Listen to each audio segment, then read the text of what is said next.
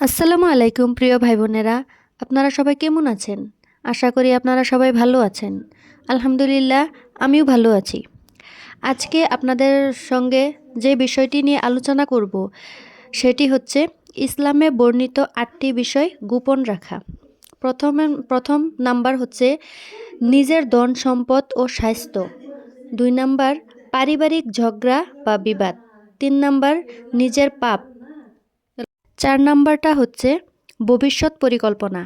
5 number নিজের দুর্বলতা। 6 number গোপন ইবাদত।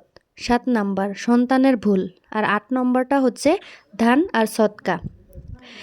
ইসলাম আমাদের শিক্ষা দেয় যে জীবনের কিছু বিষয় প্রকাশ করলে হিংসা, অহংকার ও অপমানের দরজা খুলে যায়। তাই নিজের নিয়ামত, পাপ, পরিকল্পনা কিংবা পারিবারিক বিষয় যতটা সম্ভব গোপন রাখা উত্তম।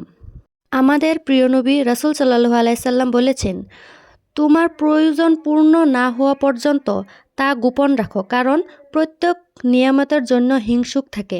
গোপনে ইবাদত করলে আল্লাহর নিকটতা বাড়ে, আর দান সদকা গোপনে করলে সওয়াব বহুগুণ বৃদ্ধি পায়।